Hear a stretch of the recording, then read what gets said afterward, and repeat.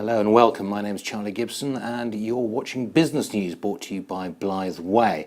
And today we are very privileged to have a very unusual sort of company joining us. It's $500 million roughly, and it has production and profits and cash flow from 3 mines. Now, I won't need to tell you that at the moment the markets are taking a bit of a dusting, and this company is very notable as an exception. While the markets are down 1-2% in the last couple of days, on each day I might add, this particular company has seen its share price rise. As we speak at the moment, or that is to say when I last looked at a screen that was fairly near to me, it was up to at 335. So I'll give you a clue, it's Canadian dollars. Now, not only is it up today, but it's been fairly stable over the course of the last, year and a half, roughly. And if you bought it 2.5 years ago, roughly, you could have bought it at about $1 a share, and it's now trading, as I said, about 335. So as the Americans say, I'll let you do the math, but roughly speaking, you're looking at a return of a couple of 100% and a little bit more in 2 years. Well, I'm delighted to be able to introduce you to Mike McAllister now, who is joining us, who is Vice President of Corporate Development of this particular company, which I'm now going to tell you is Sierra Metals. Mike, thank you very much indeed for joining us. Thank you for having me. I hardly know where to start with Sierra. You've got 3 mines in 2 different countries, in Peru, in Mexico. Correct. Why don't you tell us a bit about them? All right, so as you mentioned, we do have 3 mines in 2 countries, which offers some nice diversification. But we do have the Yaracocha mine in Peru, and that's a polymetallic mine in the sense that it produces zinc, copper, lead, silver, and gold. Then we also have 2 more mines in Mexico, the Bolivar mine, which is a copper mine, and then we have the Cusi mine, which is primarily a silver mine. Are there any synergies between them, or is it just that you run each of them very well?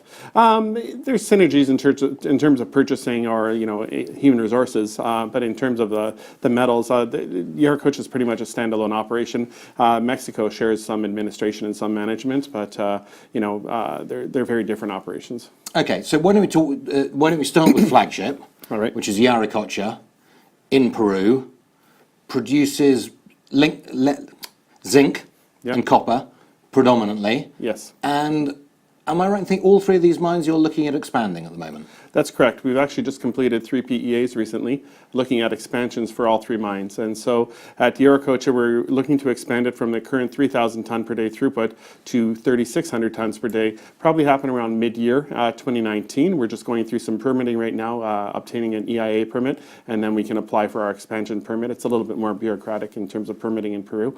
And then we're looking also at a further potential expansion of up to 5,500. We're doing a feasibility on that now, which would happen in 2021.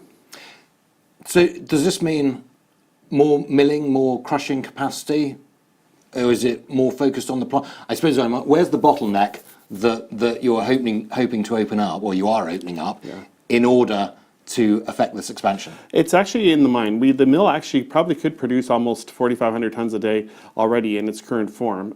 So we would need to add a little bit more crushing and some other work, but we need to expand the tailing ponds there. We need to expand the waste rock facility, but also we need to expand out and finish a shaft that will help us to access the new area. We actually just completed a major infrastructure project. It's a tunnel that is at the 700 level, so it basically moves the surface down 700 meters, which reduces hoisting time, and the equipment we're going to be using in the tunnel, which will act as a conduit between the mine and the mill, will be able to operate with larger equipment and be able to move more muck and more ore. And so we're actually developing the mine, and we've been spending quite a bit on exploration to develop more ounces and more reserves to support increased throughput. Tell me a little bit about the operating environment in Peru, because I've come across mining companies over the years, and they found it to be a challenging environment, shall we say.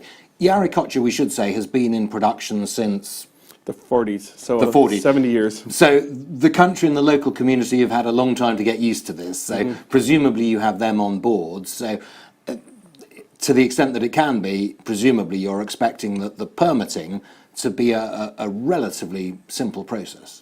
It's a simple process. The way it works is, for example, on this environmental impact assessment, We had to basically present to the communities when there's not many communities around us. We're pretty high up. We're at 4,600 meters of altitude, and there's a few villages around us, alpaca farmers essentially, and so we don't have a lot of communities per se, but we have to present to the communities. They come back to us. So I think the first time we presented the whole plan to them, they came back, they had 300 questions. So we answered them. The second time around, they had 190 questions, and then the third time we've just presented, and now we're waiting for the final turnaround. But the government has then brought in a few other ministries so they can ask questions as well. So it's a bit, like I said, it's a bit bureaucratic in that sense, but it's not impossible. It's just, it's time consuming. You have to work through the process. 4,600 meters, that's properly high. It is. That's breathless high.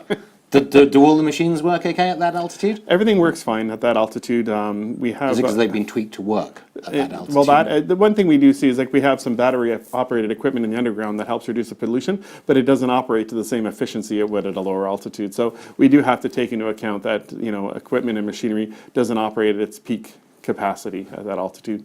So Yauriculture summary, looking at a 20% expansion of throughput.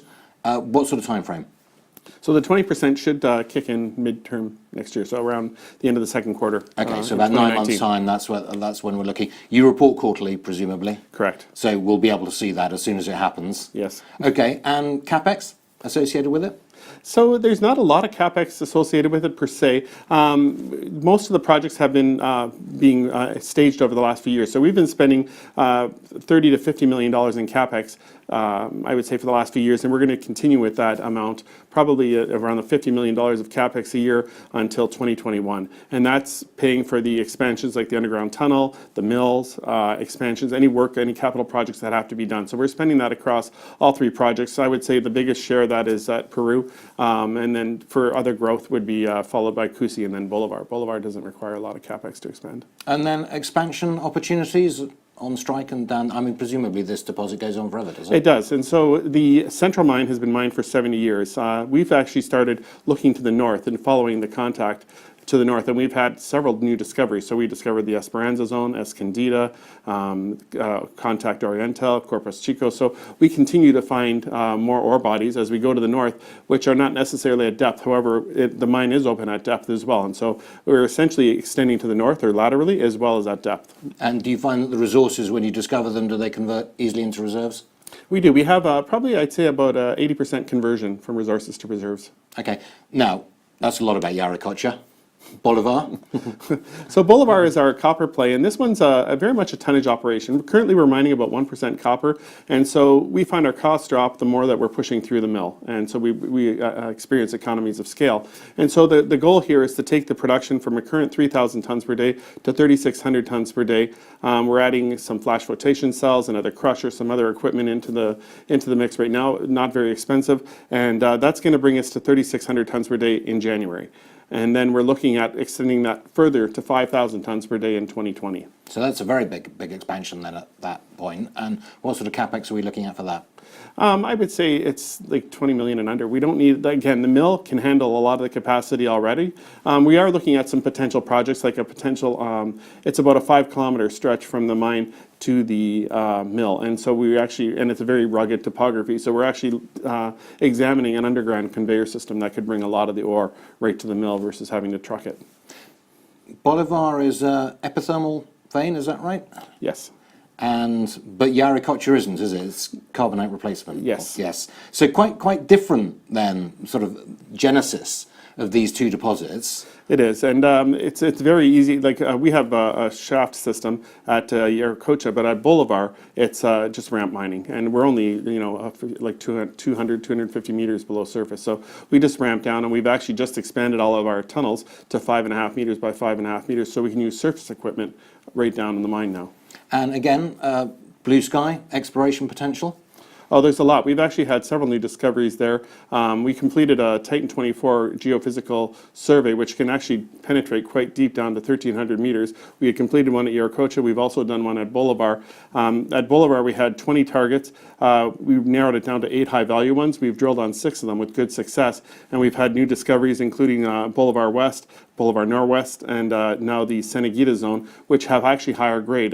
Boulevard West, for example, is 2.5% copper equivalent versus the 1% that we're currently mining. So we are looking forward to higher grade material starting in late 2019. Does that present any challenges when you have two such different deposits? No, well, from a management perspective. Not really. Like I said, Yaracucha is almost a standalone operation. The geologists that work there, the management team, are at that site. So, and we sell the con that we sell, it gets shipped to the Port of Lima, and then it goes to the off-takers for these concentrates. And so it doesn't really cause a lot of problem for us. And, we we produce concentrates from both mines. And so it's just understanding the metallurgy most of all. And we've done actually a good job in improving our metallurgy. We brought our recoveries up at Boulevard now from the low 70s up to the mid 80s.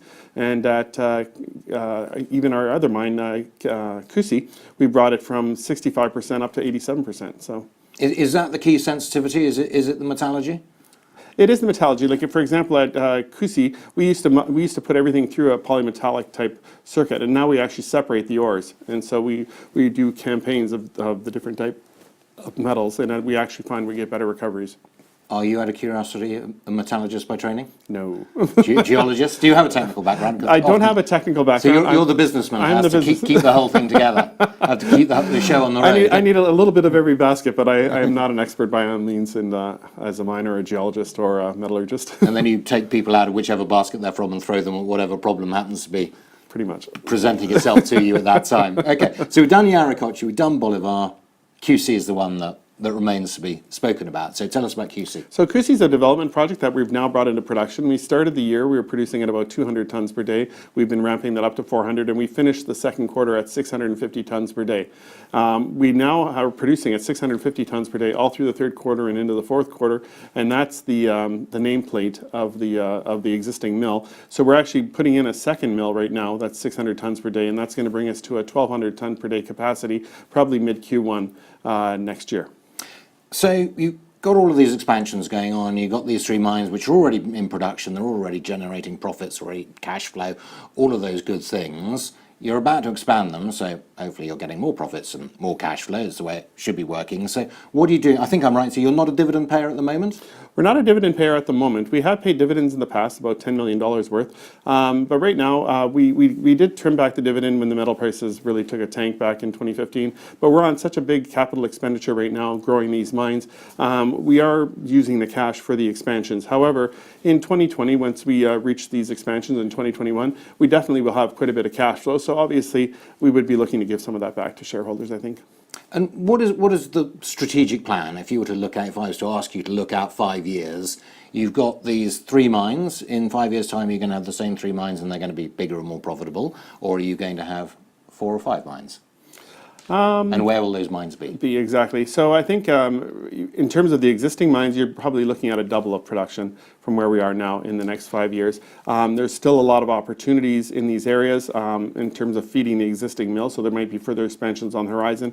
But also at the same time, I think by that point, we're going to be able to start looking around and seeing who might be a nice addition to the company and who can we bring in. So I think, in the next few years, we have quite a bit of organic growth in our own mines. However, I would say by 2021, you're going to start to see us looking into the corporate. Yeah. All right. Well, we shall look forward very much to see that. Just finally, there's been quite a lot of volatility, I think it'd be fair to say, in metals prices over the last, 3-4 months, particularly in the zinc price. Just tell us a little bit about how you go about managing that volatility. Sure. Well, in terms of zinc, we're a lower cost producer to start with. Our all-in sustaining cost at Yaracucha, where primarily most of the zinc comes from, is about 77 cents. And so we think that, we can probably get that down a little bit more as we expand our production, but we're a low-cost producer to start with. And we also produce a premium product there, which is in demand from the off-takers. So we get very good treatment and refining charges, which helps to keep our costs down.